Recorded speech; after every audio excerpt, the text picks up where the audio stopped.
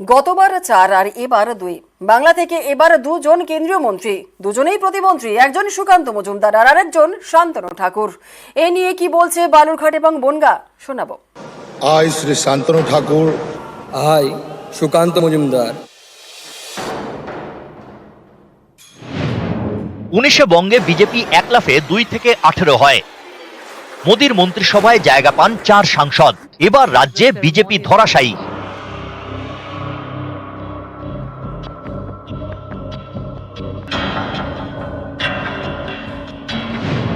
18 থেকে কমে 12। এবার মোদীর মন্ত্রিসভায় বাংলা থেকে 2, আগের বারের অর্ধেক। বাংলাদেশ সিট কমে গেছে, আমাদের স্বাভাবিক। কেন্দ্রীয় নেতৃত্ব তো পুরস্কার তো আর দেবে না, যতটুকু পাওয়ার ততটুকুই দেবে। বাংলা থেকে 2 জন কেন্দ্রীয় মন্ত্রী, দুজনই প্রতিমন্ত্রী, একজন সুকান্ত মজুমদার, আরেকজন শান্তনু ঠাকুর, যিনি গতবার ছিলেন জাহাজ প্রতিমন্ত্রী। শান্তনু ঠাকুর মন্ত্রী হওয়াতে আমাদের খুব আনন্দ পাইছি। গতবার 2.5 বছর ছিল, যেটুকু উন্নতি করেছে তাতে আমরা দেখেছি ভালোই করেছে।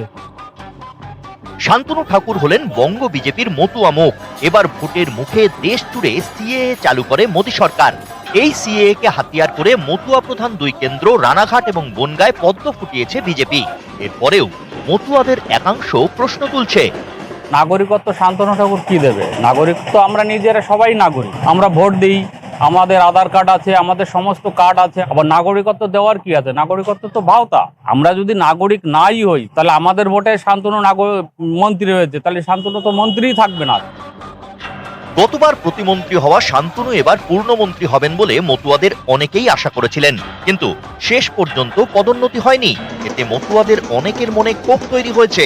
দক্ষিণবঙ্গের তুলনায় এবারও উত্তরবঙ্গে ভালো ফল করেছে বিজেপি, তার মধ্যে অন্যতম আসন বালুরঘাট।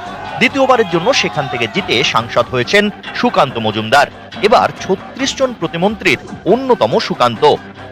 জেলাবাসী হিসেবে তো আমরা খুবই গর্বিত। এই প্রথম বালুরঘাট থেকে বা এই জেলা থেকে কেউ কেন্দ্রীয় স্তরে প্রতিমন্ত্রী হলেন। সুকান্ত মজুমদার এমপি হিসেবে অনেক কাজ করেছেন। উনি যেমন মানুষ তেমন যেন প্রশাসক হিসেবেও আমাদের এই জেলার নাম উজ্জ্বল করেন।